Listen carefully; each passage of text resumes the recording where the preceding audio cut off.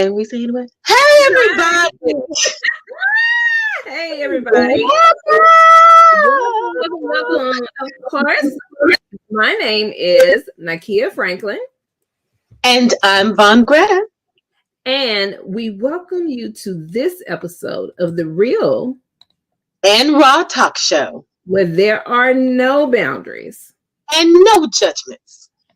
All right, y'all. I am so pleased to introduce our first guest, Miss Alexis Brown.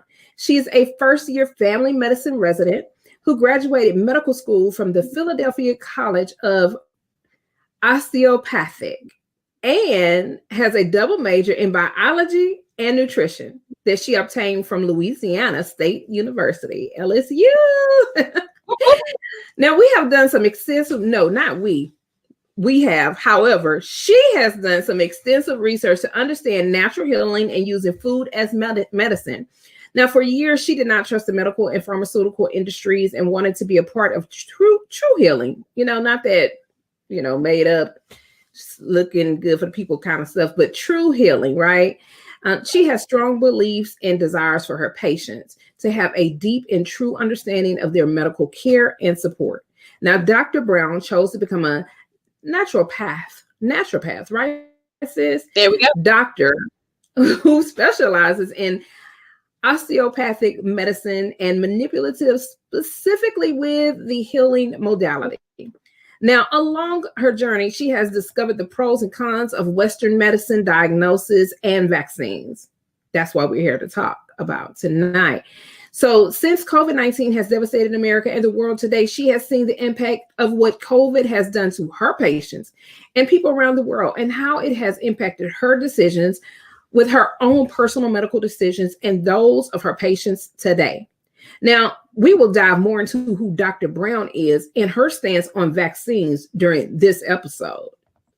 Absolutely. I'm so excited to have Dr. Brown with us. And we also have the privilege of having Dr. Robert L. Satcher, MD, PhD, who is the Associate Professor in the Department of Orthopedic Oncology at the University of Texas MD Anderson Cancer Center in Houston, Texas.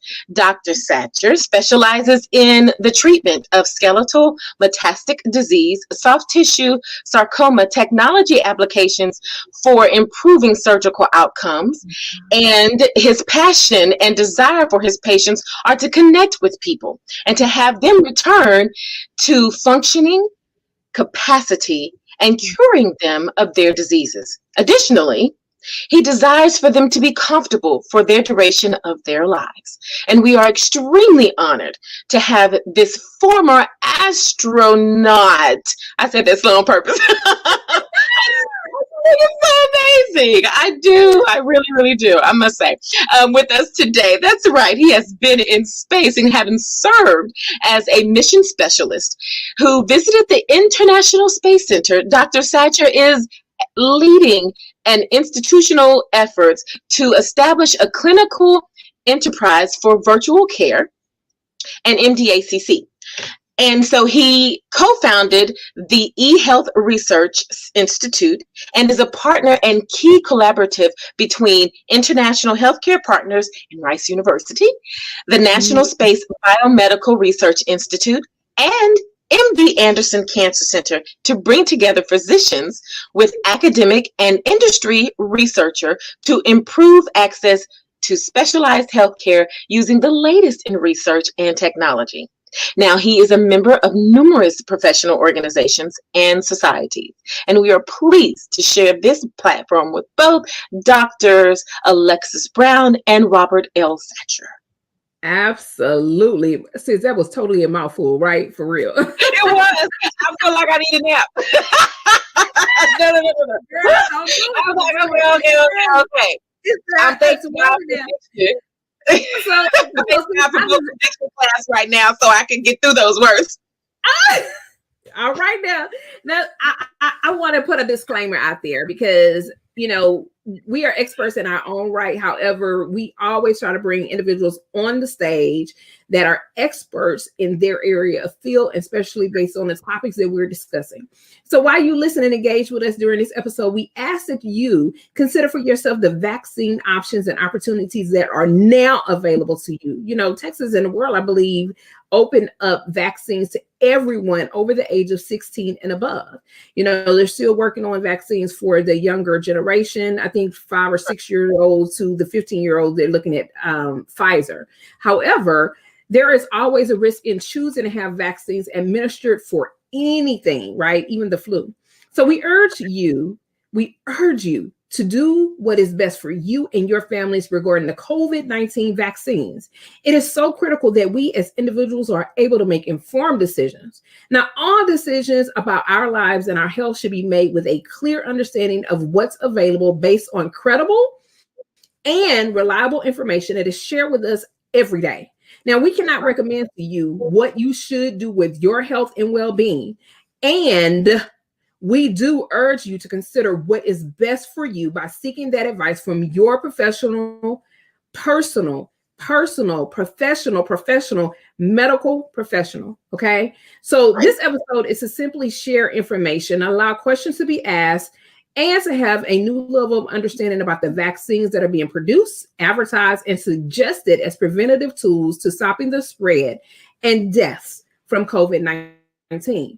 Now, there's no way that we can put all of the information out there into one episode in this short span of time. However, we just want to give you knowledge and information so you have tools and resources to work with and go back to your medical professional and have a discussion about. We ask that you do further research yourself personally and consult with a credible health official, the CDC, and trusted medical professionals before finalizing any decisions. These are the options. These are the opinions of the experts in the field, and their knowledge is based on their personal research in their groups, their medical professionals, their medical organizations, their expertise, and personal views and opinions. Now, please stay tuned and post those burning questions that you have of us. Absolutely, sis. I love the way you said that. It is so important that we go do our own research. So now it's time to get real and raw. And as my sister said, we want to hear from you. And so do our guests. So please take a few seconds to go to www.streamyard.com/Facebook. Again, that's www.streamyard.com/Facebook. And you do this to grant StreamYard access to your comments. That way we can see them. So stick around, post questions, share, and more share, and start your own party right now, because it's time to enter into the No Judgment Zone. No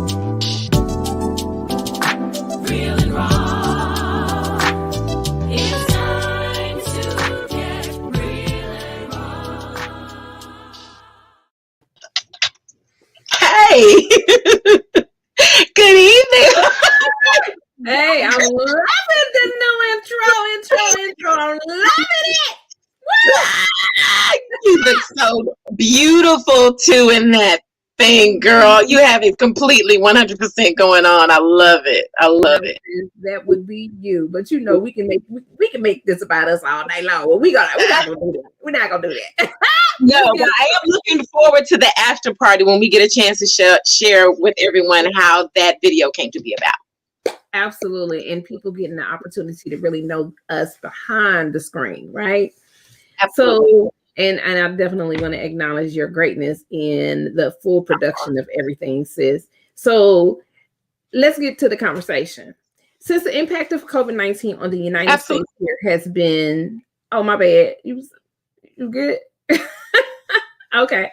Since the impact of COVID-19 on the United States, there has been division within homes, communities, and throughout the country concerning whether or not one should or should not have the vaccine administered.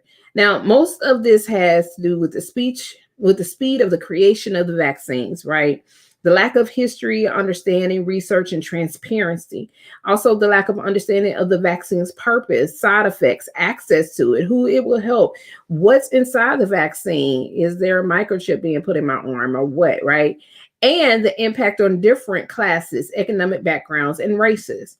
Now, needless to say, they oftentimes, since I'll talk to you about it, I don't believe that I want to be a test tube baby. I don't want you trying things out on me, right?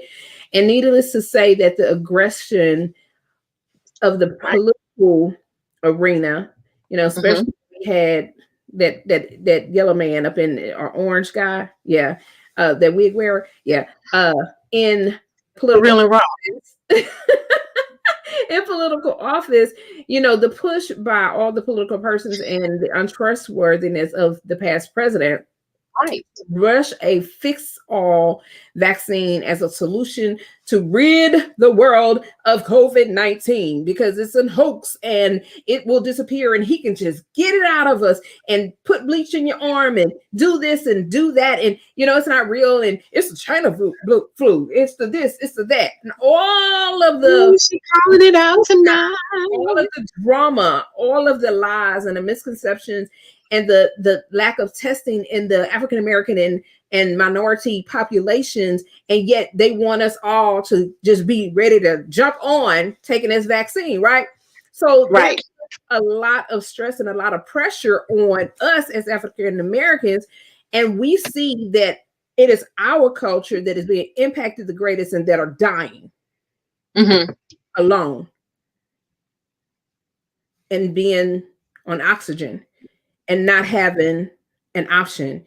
And it puts so many medical professionals in the space of having to make the decision on whether or not this person would or would not receive oxygen to survive. Right. So because of all of the drama, all the lies and all of the hoopla and the political egoism, it caused us to lose the lives of so many amazing and great people in the world, of all colors, of all races, of all sexes, economic backgrounds, and statuses, and so forth, and then put so many other people at risk, right? And medical professionals to have to make those hard decisions. Thus, the push and division surrounding the need to force everyone to have it administered and the lack of trust in the African American and minority communities has never truly been addressed. No one has been having the conversations with the Black and Brown communities to help us understand its benefits and or drawbacks. Now, today we want to know from certified and qualified professionals as to why one should or should not be vaccinated. You know, that's why this episode is, are you ready for NO-vid, right? Dr. Brown is here with us today. And let's bring her on.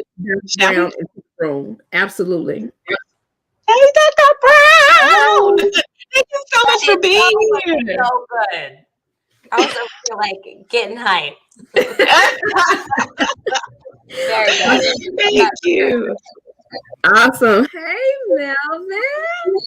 And of course, those who may know or not know, this is our resident gynecologist, Dr. Melvin Hayden, and Dr. Hayden and Dr. Brown have both been so humble and loving to let us refer to them as Melvin and Alexis tonight, right, sis?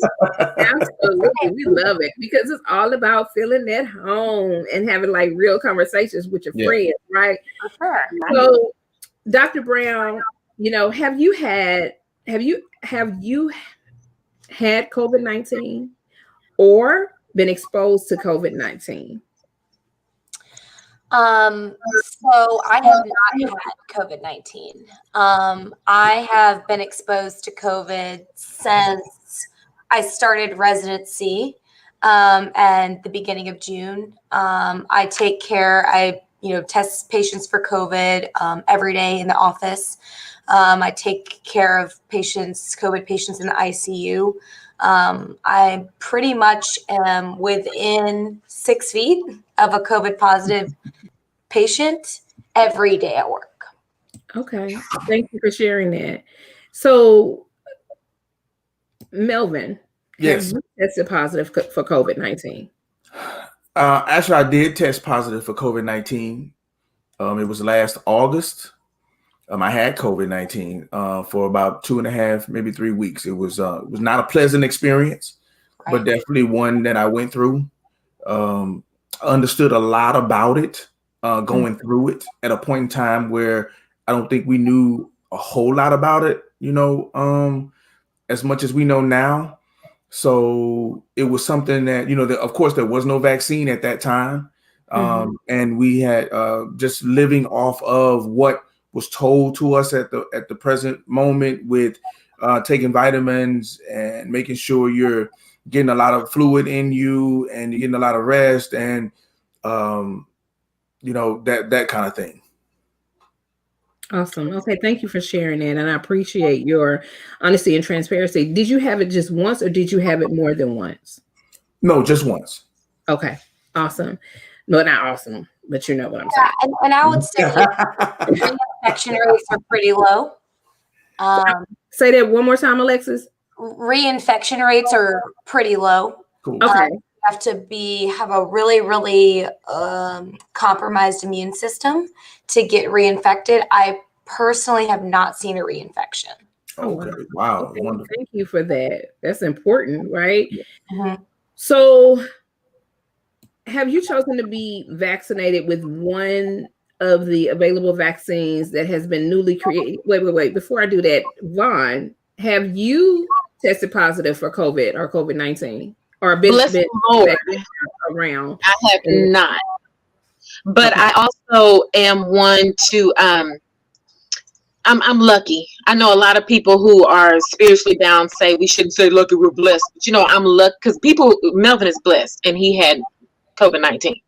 But I have not been affected by it. And I also took all of the precautions quite seriously, even as far as us not wearing our shoes in the house and wiping the bottom of them with either lemon when there was a shortage of Clorox, washing hands, taking clothes off, showering, the whole thing. I still do it now. It's just a pain, but it's, I take it seriously. And not being around anybody. The first time I was around someone without a mask outside of my mother was with you guys 2 weekends ago.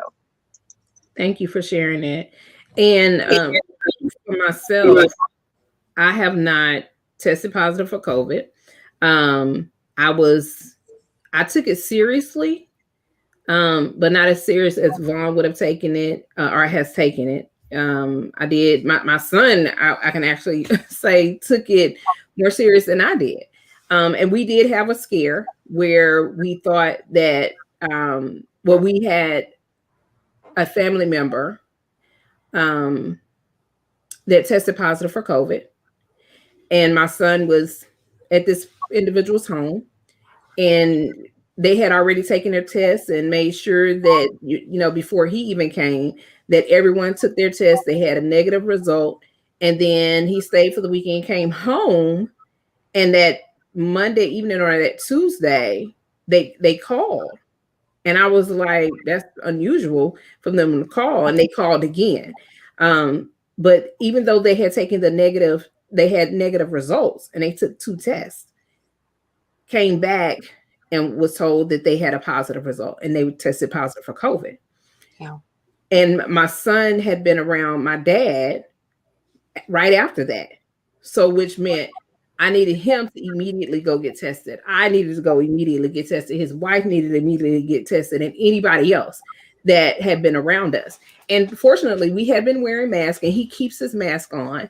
And it was a blessing that none of us tested positive for COVID, which was a blessing.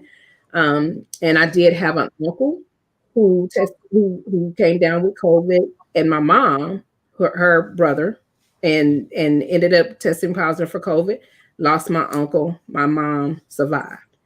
So that was very difficult. And that was he stayed in the hospital for 5 weeks, and my mom stayed in for 4 weeks, and it was a complete experience. So I can empathize with both sides of it, right? So with that being said, I wanted to ask you, Alexis, have you taken the vaccine? So, yes. And I was one of the first people to get the vaccine because healthcare workers, physicians, and first responders were first line. And it was definitely, I definitely had my questions. I was skeptical. I said, similarly to what everyone else says, like, this is really fast. I've never really learned about an mRNA vaccine. I knew that there were mRNA vaccines in the works, even when I was in medical school. I did not know that we would be in a position, this year to have one already on the market. And so I did a lot of research and felt strongly that the vaccines were largely very safe. The studies were huge with hundreds of thousands of people, and the safety of the vaccines is very high. And I think one of the things that scared me the most was seeing some of the post-viral illnesses after COVID. So obviously, we know that during COVID, you can have shortness of breath, you have a lot of respiratory fatigue, you have a lot of need for oxygen. The virus actually attaches to these ACE2 receptors that are in your brain all the way down to your feet. So majority of our ACE2 receptors are in our lungs, but they're also all over our body. And so I was really, disturbed by the amount of neurological issues that younger females were having after getting COVID. And so that is what prompted me to look even more into taking the vaccine. Because I was like, anything's better than the possibility of, being weak, dizzy, and having like pins and needles sensation in my legs for the rest of my life. Yeah. So when the opportunity presented itself, there were a couple of reasons. I really wanted to be able to look at my patients and say, hey, I got it. But I also wanted to do a lot of research to ensure that it was the right decision for me. And I felt really, really good about my decision. And it was not easy. It didn't go lightly. I was never someone that was sitting back waiting for the vaccine and knowing that I was going to take it. I'm a very skeptical person at baseline. So, I'm very happy I took it. It's been an awesome opportunity for me to teach my patients, and also a great opportunity for me to just go through the experience. I think a lot of times as physicians, we're kind of in the background. We don't go and get the CAT scans. We don't go and get the MRIs. We don't go and get the biopsies. We just see the results. And so it was also one of those unifying moments too. Like, I'm young, healthy, I'm going to get the vaccine and be a part of this next wave of research. And Dr. Brown, I'm sorry, Alexis, why were you skeptical, if you don't mind me asking? Like, was there a reason outside of just this is new?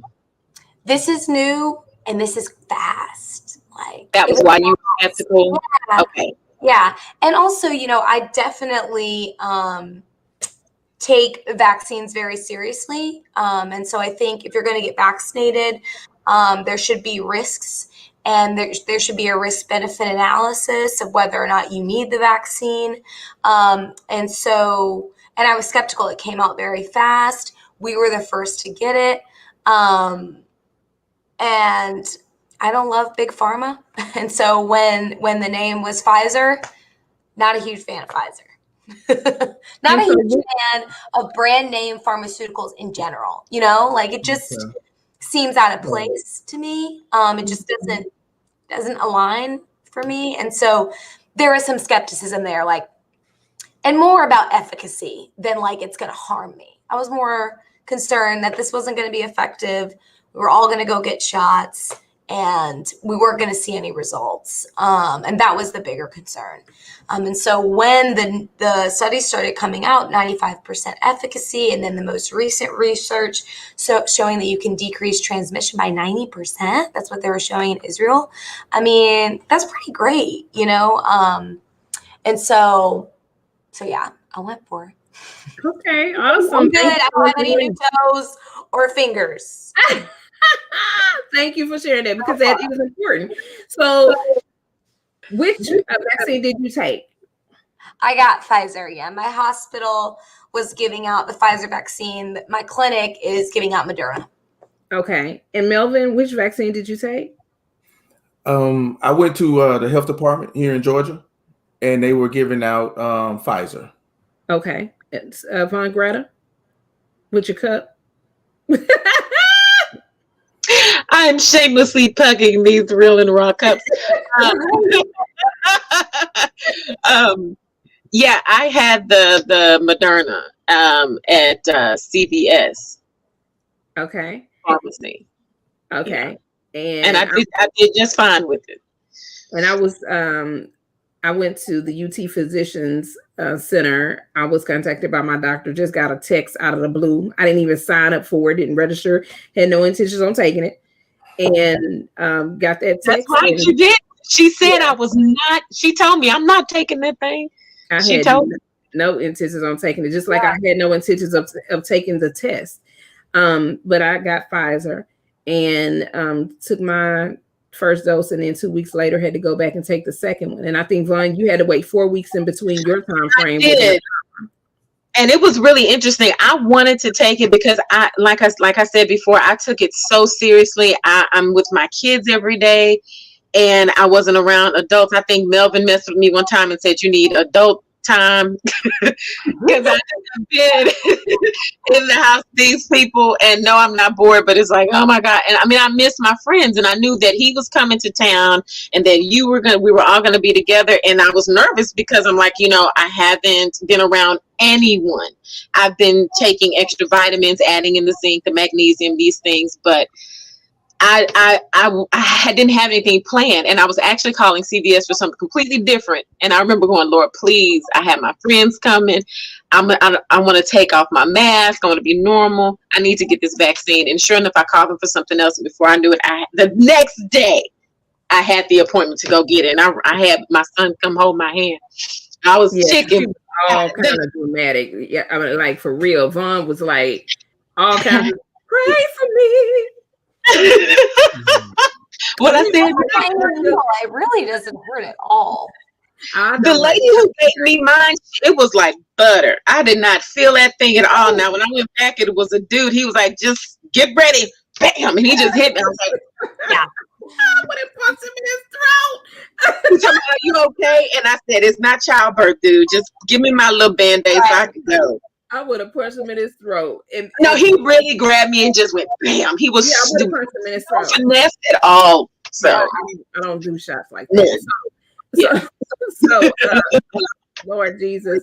And Melvin, you took throwing me around.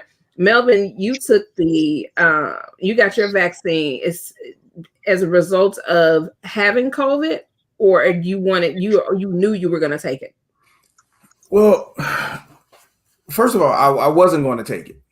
Okay. I was just as skeptical as everyone else. I did not have any intention on taking the vaccine at all. The problem with the skepticism had a lot to do with allowing the history of vaccines and, African American people being involved in vaccine taking. And for some reason, all these things started to come out all at once. It was like everything since the 1900s about vaccines and different classes and economic, situations and races of people. All these things started to come out at once. And so, of course, I was going to have reservations about, taking the vaccine or not taking the vaccine. It even got to the point where I was literally, and you can ask my friends, I was running around saying, I am not taking the white man's medicine. It had got to the point where I was going, and I said that, in ignorance, because I was allowing all the things that were being put out to start to affect me, and it started to affect my decision making. And so I had to, and then I had to regroup for myself and say, wait a minute, what is this really about? What am I really doing? What am I really saying? How am I really going to handle this? So it wasn't because I had COVID that I decided to take the vaccine. I decided to take the vaccine because something that Vawn just said about, friends and family, being around them, not being around them. Understand that I have I have a lot of seniority in my family that's over the age of 70.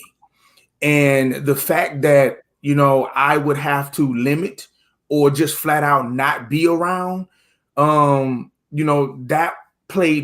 had more to do with my decision than anything else in regards to taking the vaccine. I had to end this skepticism. I had to end all this stuff that was going out in the world. I had to look at this thing for myself, see it for myself, and see where I stood in it. And so I started telling you, you have to find out where you stand in it, what you believe in it, how you believe in it, and don't allow people to tell you something. Go out, like Dr. Brown said, research it for yourself and know what it is for you, and then make the best decision.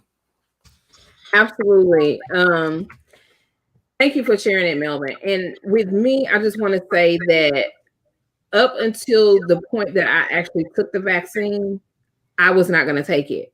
And like Vawn said, because even though I had lost my uncle, even though my mom went through it, and it was, I lost my uncle, so I should have, quote unquote, you would think I would have wanted to take it, right? I still had the same skepticism, same, level of discomfort with how quick it came and how you had people from the more affluent neighborhoods going into the African-American communities where it was hard enough for them to even get an appointment and Bogarting, and they're getting the appointments and getting in line to get the vaccines before the people in the community were able to get it. And this is no secret. It was all over the news. And when I got the text message, I got it that Saturday. I saw the text. I was like, hell no, I ain't doing that. And then that Sunday, I got the notification again. And I was like, okay, Lord, what are you saying? And even though I knew we were going to be meeting, all of us, to do the photo shoot and everything, I still wasn't concerned about taking that shot. And I opened it up. I said, okay, let me open it up. I opened it up. And there were appointments that day.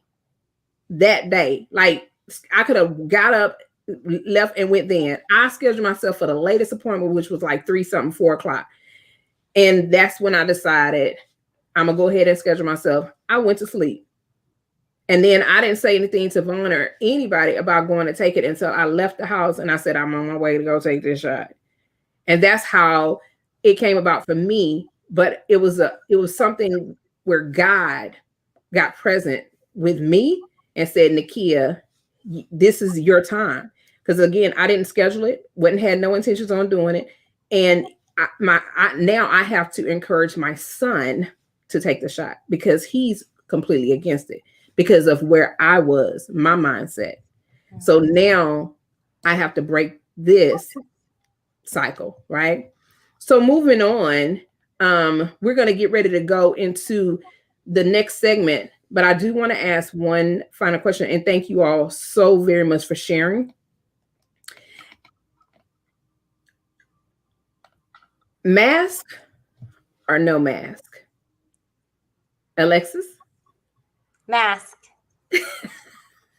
Can you give us why? Like overarching, masks work. They do. There's great research. We use masks in the hospital. I'm sorry, I don't mean to cut you off, but you said overarching. Yeah, like the overarching theme is masks, but like there are like new. Masks work. They work for respiratory droplet viruses, and we wear masks and have worn masks in the hospitals for years for that reason, to decrease transmission. Obviously, you know, the CDC has come out with their recommendations that 2 people that are fully vaccinated can be maskless together. A person that is vaccinated who is around low risk. So basically, an example would be a grandparent who's fully vaccinated can safely be around their grandchildren maskless. But in general, out in public, wearing your mask mainly to decrease your risk of transmitting it. Now, your risk of transmitting it after the vaccine is very low, but there's always a chance that the virus could be living in your nose or could be living on your hands. Very unlikely on your hands, but maybe in your nose or maybe in your spit. And so it is still encouraged to wear masks out in the general public. But if you are around people that are fully vaccinated, you have the total go ahead to take your mask off. And I absolutely love taking my mask off with my patients when they're fully vaccinated. Oftentimes like, oh, that's what you look like. Like, oh, hey. So yes, mask. But the nuance is you can be maskless if you're fully vaccinated with other people that are fully vaccinated. But be sure they're vaccinated and check the card. So let me see your card before you take off your mask. Okay. like back in the day, have you been tested? Right. Exactly. I mean, isn't it crazy that we have to ask now? You know, it's like, well, do you have, I mean, you know, I need to know. I had the most normal Saturday next to hanging out with you guys. This past Saturday, I had a chance to hang out with some of my cousins, and it was so nice. Oh my God. And we're all vaccinated, though, by the way, Alexis, just so you know, we didn't take out I'm not judging, you know, our need for community and socialization and smiles. You know, I've just seen so much depression. All the things that you're reading about domestic violence, child abuse, it's real. And so the sooner we can get to a normal place, like the better is all I can really say for that, because the detriments of isolation and masking are almost as bad as the losses related to the virus itself. Absolutely. And I'm gonna have Melvin to share about that when we come in the next segment, or before we leave on the third section, about how being in close proximity for long amounts of time and not being able to socialize with people, the impact on that. And Melvin, so in our, well, you go. Oh Lord Jesus. And close to the end of the segment, end of the show, I definitely want you to speak on that if you don't mind, okay? Okay. Sis, bring in the I got you on that one, my darling. All right. This is like so really informative. Thank you, Alexis, Dr. Brown. So you guys, so what's really cool is that, you know, we always try to highlight our creative arts side, being on a show with 3 Virgos, Nakia, myself, and Melvin. We really have love for the arts. And 3 days apart, as a matter of fact, Alexis. And no wonder. I mean, you know, it's a blessing or a curse, depending on how you look at it and on what your day. No, I'm just kidding. It's a wonderful thing. But our featured poet tonight is Mr. Ernest L. Beason. I've known him for, oh my goodness, about 10 years. now. We've had the pleasure of sharing several stages, and he was a featured poet at a poetry event I used to hold. What I love about him is his stance and his power, and he is a Christian poet, and he is just amazing. So without further ado, I will share his poem, To Be. To be or not to be, that is the question. And to me, to be should be the answer. Because not to be would mean you are neglecting what you are designed to be. So every day wake up on your grind to be, and understand that you will be tested in the fire and refined to shine to be. Take that first step on the ladder to success and climb to be. And after that ladder gives way, then let go and grab hold of a rope. But whatever you do, don't lose hope. And sure, they may have told you nope, but that's not the time to break up and quit your dreams, so elope. Because not everyone will understand the thoughts that you share from your heart and mind. Don't let that moment define you. Instead, allow it to remind you that you are an unstoppable champion and able to excel at anything you put your mind to. The only obstacle in the way is you. So press your way through. Look in the mirror every day and say, I believe in you. Dig from deep within to discover the true meaning of your existence. Then defy the odds in spite of overwhelming resistance. When you feel like quitting, remember why you started in the first place. Recall that first taste of success and allow that to be the driving force to get you back on your thirst pace. And yes, you may be in second, but you're closing in on first place. So don't give up, because it's not about how you start, but how you finish the race. You are the sum total of your choices, so choose to be. Listen, your dreams won't begin to take shape until you wake up and stop wishing and start working. Stop pouting and start planning. Stop prolonging and start achieving. Stop doubting and start believing that you can be successful. So don't be scared to fail. Mistakes will be made. Stop waiting to excel. Don't be afraid of your own greatness. Come out of your shell. The world is waiting for your brilliance to prevail. I dare you to be purposeful. I dare you to be productive. I dare you to open your eyes and see. I dare you to be inspired to be.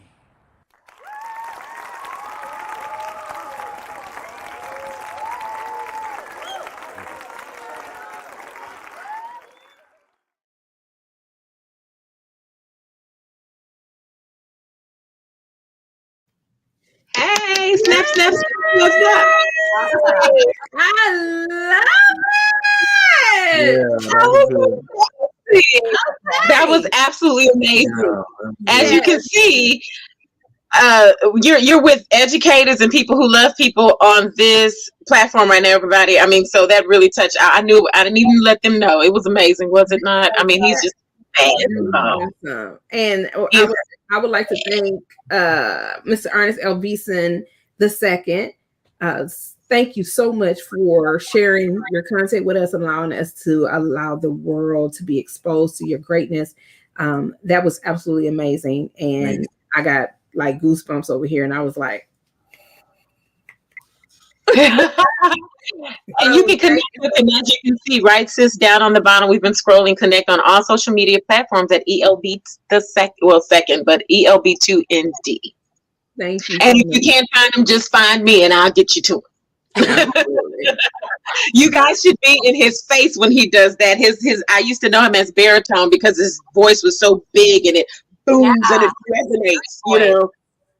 It's just really amazing. Something great. Absolutely. Okay. Shall I move forward, sis? Babe, it's on you. I have to ask permission. No, I'm just kidding. You know, Alexis, thank you so much for being here again. You're going to hear us say that over and over. One of the things, you guys, that led me to really reach out to her is I found her on a picture of her on Instagram right after you had gotten your shot, because I follow you there. And you guys, let me tell you, so Alexis she's the one who will climb rocks and she will be somewhere in some remote part of the earth checking out new fruit that have some kind of medicinal purposes. And so I know she loves natural healing. So when I saw that shot, I was like, so what made you? Because I was like, Melvin, I was like, I don't know if I want to do this. I'm skeptical as well. And so I said, well, I'm going to ask a health care professional. And she said, look, I'm ready for NO-vid. That's where the title came from, just to let you guys know. And I thought that was so clever and cute. And so for me, the fact that you believe in natural healing and then said, okay, I'm going to go ahead and do this and be a part of this wave of support with our healthcare workers. And then, of course, to us, it made the difference for me. And I was able to walk in. Honestly, I was able to walk in and get that vaccine because of you. So thank you for that. Of course. Now, so with that said, what can you get into what are the differences between the COVID vaccinations? We talked about that earlier, right? Because I know that the one Nakia took, there was a 2-week difference. The one that I took, I had to wait 4 weeks. Is there a reason for that? So it does seem to be a bit of just kind of a throwing numbers out there game. I waited 21 days. I was in the first cohort, so it was like 21 to 28 days for Pfizer, and then they shortened it. And then for Moderna, it's 4 weeks, but you can also get Moderna in 3 weeks. And so it's more about just boosting the immune system and giving your body time to start creating antibodies so that the second vaccine, you will bolster the immune system more. But there's not really a cut and dry as to the timing. It's more about when they saw the spike, that when they started to see the IgG spike, which is the that means that you've created immunity, and then kind of giving time in between the vaccinations as well to look and see for safety reasons to make sure that no one, developed anything from the vaccine, which they didn't. So in the vaccine, is the virus live inside of the vaccine? No. It is just an mRNA, and it's basically a protein that is used to encode the virus. So basically, our body meets the mRNA, and what we're mainly meeting is the S protein, which is on all of the coronaviruses, and specifically the SARS-CoV-2 S protein. And our body is meeting it for the first time. And basically, by seeing it, we're creating immunity at that time. And so the mRNA basically allows for the book to be read. But it is not... It's not DNA, so it is not being encoded into genes or anything. It's basically the opening of the book. And what is you saying mRNA? Yeah, mRNA. That's what I want to know. mRNA. Yes. mRNA. And the M actually stands for messenger, so it's messenger RNA, and because it's used as a message to the immune system. Wow. In this particular instance, it's mRNA is also used in viruses and bacteria to replicate. Oh, wow. Okay. So now, how long does it take for the vaccine to become effective? Yeah, so it depends on your immune system. So after the first dose, by around 8 days, you have about 53% immunity with Pfizer or Moderna. And then by your second dose, another 7 days, you have about a 95% efficacy rate.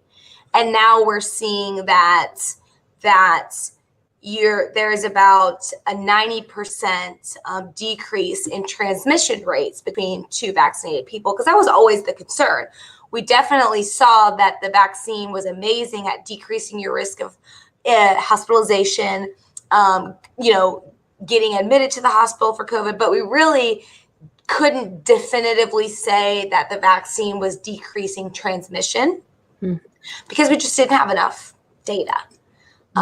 Israel was doing a lot of vaccinating and a lot of research, and so they were showing very promising results in that if 2 people were together with the vaccine, they weren't transmitting the virus. Even people that were vaccinated with non-vaccinated people, vaccinated persons were not transmitting the virus, which is great.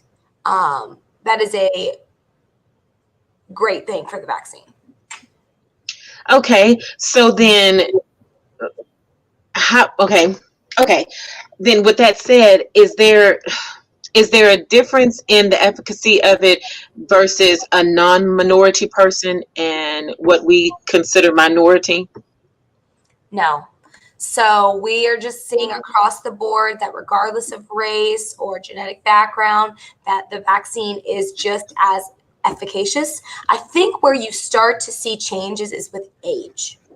Okay. So the older you are, the less robust your immune system is. So there is concern that older persons will not hold on to their immunity as well as younger persons. And so you lean more into age than you do any sort of, race or ethnicity, because at the end of the day, there's hardly any difference genetically. That is empowering and very satisfying to know. Yes. So we have to take care of our so we have to take care of our folks that make us look different, you know. I know. I wanted to put that out there because that's some of the things. I think Melvin used the word ignorant before, and I know he wasn't trying to be negative about himself when he said that, but ignorance is a lack of knowledge, right? So that's why you're here, is to kind of dispel some of the things that we're concerned about. Well, and it's totally understandable because it only has been within the last 20 years that the medical community has acknowledged that there is really no difference in African Americans and the rest of the population from genetics. We've seen across the board with like multiple things, with hypertension. There were so many theories about African American bodies and African American kidneys, and there was a belief that, you know, Black people's kidneys just didn't handle salt as well, and it was completely untrue. It was literally the ratio of potassium and salt in their diet. We also have seen this same fallacy with kidney disease and underestimating kidney disease in Blacks in America off of very bad research. So it's totally understandable that the general public has this idea that race plays a part in response to medications, but it does not. What plays a part is socioeconomic status, adverse childhood events, and then access. And so that is your only thing that's true when it comes to the differences between races and the way medicine looks. Thank you very much, because those are some truths, and then that gives us a chance to address some ugly rumors that are going around about faking having taken the vaccine and creating documents to show that they are vaccinated. So Melvin, what would you say about people? And this can be for Alexis or Melvin, but Melvin, I really wanted to bring you back into the conversation when we're talking about people who are faking having taken the vaccine, creating fake documents to show that they're vaccinated. I'm confused. Okay, let me get my mind right. I want to address the faking of it all, because we've heard there are some celebrities that's been paid to take the vaccine. There are people who are not really taking it that are taking it. What do we? Sis, pull me out of my rabbit hole. I got you. So recently on the news, they were talking about, how they're telling you to hold on to your card, right? You got to protect your card. So you have people walking around, and there's an app where you can kind of scan, and it's faking. It's a fake document showing that you, quote unquote, took your COVID vaccines. So a lot of, even with flying, social events, gatherings, they're considering it to be a requirement for you to have your card as verification that you are vaccinated before you're allowed to come to different places, take flights, and participate in different events. So when you're talking about people faking being vaccinated and creating those documents to show that they were vaccinated, what warnings can you give against the imposter scam about, these people walking around doing this? Because this is our lives that people are playing with. So what warnings can you give against that? Alexis. Yeah, I mean, this is nuts. I can't believe. I hadn't heard it, but I'm just baffled. Unfortunately, it just is the hard truth that people will be dishonest. Those people that are walking around unmasked, pretending like they're vaccinated, will get COVID, and will get immunity that way. I think, or die. It's true. Yeah. And I think just constantly urging people that it's really not, in a lot of places, it's not that hard to get the vaccine. I definitely, I cannot imagine making something like this up. It seems like it should be easy to figure these scams out, but I have no idea. Well, thank you for being transparent, and thank you for sharing it, because it's in the news, and it's what's real, and it's what's going on, and people need to be made aware of the risks that we're putting ourselves in those spaces, and we're trusting other people to be honest with themselves and what it is that we're trying to do. We're trying to overcome, and we're trying to live a new normal. But we have to be able to trust the people that we're engaging with every single day, because we're putting each other at risk. And how would you feel making that decision for someone else? Because I'm choosing not to get vaccinated, and yet I won't wear my mask, and I won't go out, and I won't do this, and I won't do that. And I'm telling you, yeah, I'm vaccinated. And then your mother passes, or your father passes, or your uncle passes, or your child passes, because you took away their right and their freedom to choose, because you made that decision for them by your negligence, by your selfishness, and by your ignorance. And we're in no way telling anybody to go get vaccinated. We are constantly trying to reiterate the importance of making right decisions based on information and knowledge that you are being provided, and for you to do your own research, and for you to talk to your medical professional to make the best decisions for you and your family. That is, I just want to make sure that people are clear with our communication. Melvin, you had a question. You was sharing and speaking on the natural healing process, the natural healing methods, and you wanted to ask Alexis, a question about that. No, I just wanted to know. It seemed that she was very knowledgeable in, just natural healing techniques by way of what Vawn was talking about earlier, or alluded to earlier. So I just wanted to know, are there things, that people can start incorporating into their diet to help them build their immune system, even better, especially the older generation, when you said that their immune system is not, that's less likely to hold on to that. So how can they do, what things can they do better to insulate themselves from the disease? Yeah, that's a great question. And one of my favorites, and something that I love to harp on, because I do think that something that we missed completely throughout this pandemic was the opportunity to promote wellness and health. Mm-hmm. Like, why weren't there campaigns to say, hey, get your blood pressure under control and change your diet right now, or you don't die from COVID? Or, yes.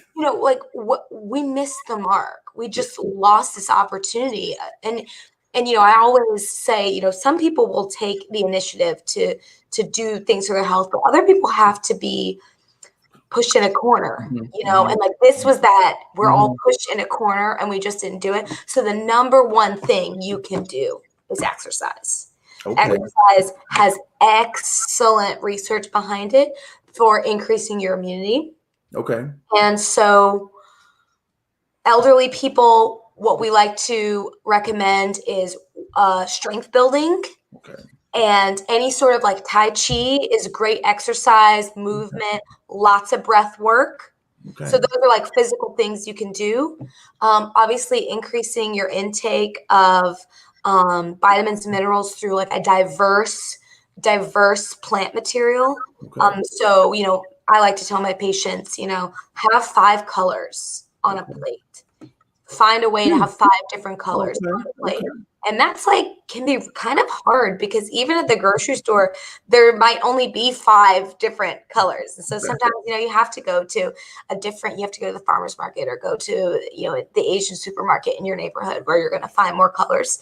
And then all of the chronic disease states need to be under control. So the hypertension needs to be under control. The cholesterol needs to be under control. And, leaning into plants, seafood, fish, 3 times a week. Usually, I do red meat, usually bone in once or twice a week without one meal. And then the rest of my protein is egg, nuts, and then seafood. And then everything else is a variety of fruits and vegetables. But majority of where we build our immune system is in our exercise and in our muscles. So getting moving and staying really hydrated. And then also, obviously, this, Dr. Hayden, is stress. Obviously, if you're stressed, your immune system goes to the floor. I don't care what your diet is. I don't care what your exercise routine is. If you're a chronically stressed person, your cortisol level's up here and then your immune system's down here. And so controlling your stress as well, which is hard. Is it very, very. Thank you so very much. Yes. And Melvin, thank you so much for asking that question and bringing that, because that's her area of expertise. That's a part of her natural experience and her research. So, Melvin, we're almost out of time for this episode, and this has been so amazing. And if you can give us some leave us with something, Melvin, 3 points that you've gotten out of the conversation that we've had. Well, I want to leave with 1 point, and I hope this covers it all. The one thing that we did not get a chance to talk about was the large group of Christian discipleship within the country that have had a huge impact on the whole COVID, no COVID, mask, no mask. And that has a lot to do with, it's public health and public health versus Christian discipleship. And what I wanted to say about this was a conversation that I had with a coworker a couple of days ago. And I did make sure I wrote these points down because faith and obedience in Christ is discipleship. And that involves dying to ourselves and picking up our own cross. And we are commanded to love God and love our neighbors as ourselves. And loving other people can involve many things, but at minimum, it involves seeking good.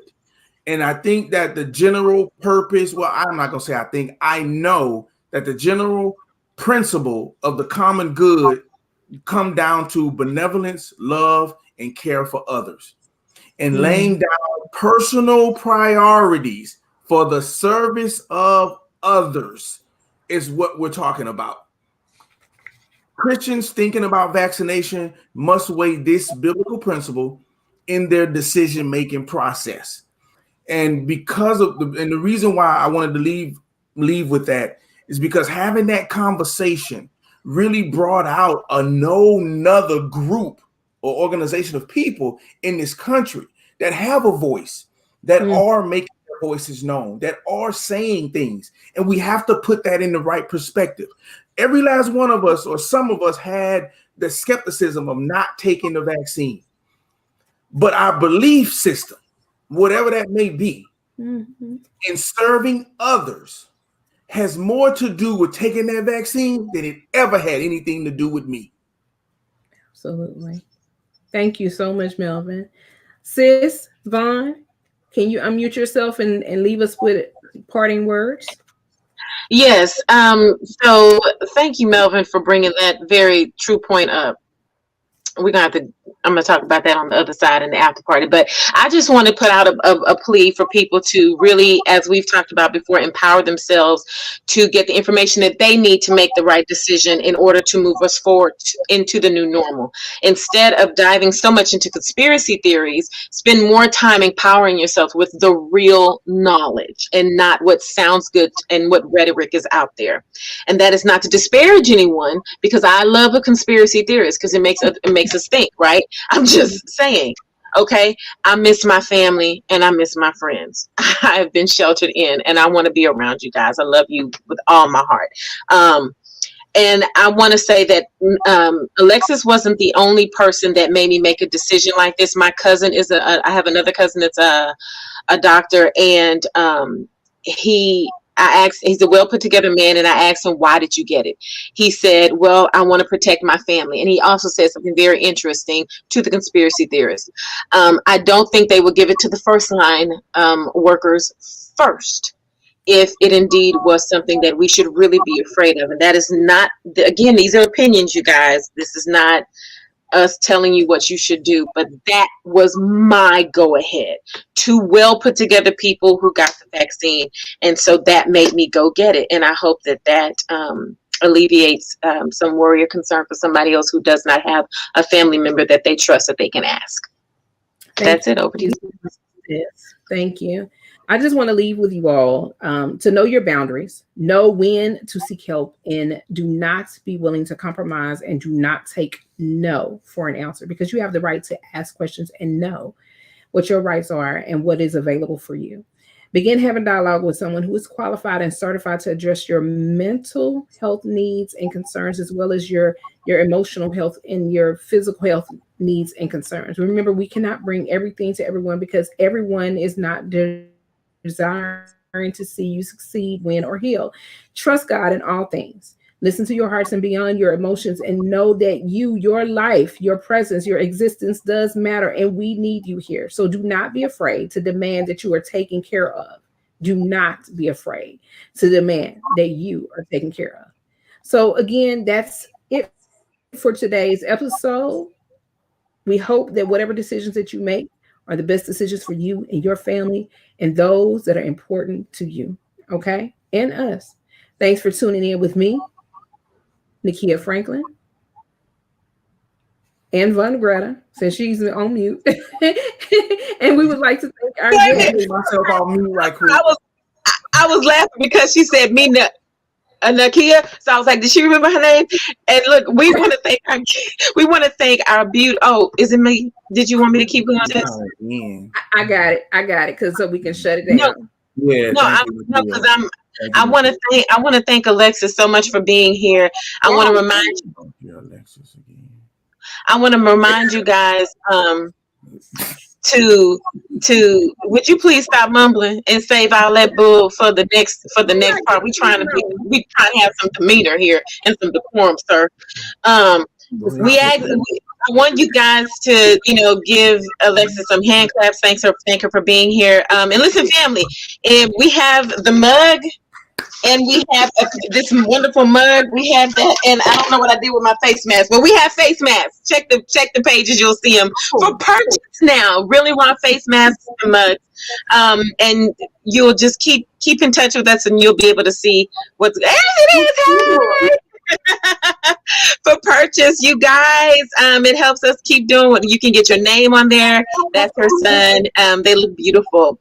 We'll give you guys information on how to get that, and to obtain details on the poetic and spoken word contest we're going to have soon. Go ahead and email us at info.realrawtalkshow.com. There'll be great prizes to win. And that's all I'm going to say because we are out of time. So go ahead, sis. I am Nakia Franklin. And I'm Vawn Gretta. And I'm Dr. Hayden. Dr. And I'm Alexis. And we are your host, co-host, resident therapist, and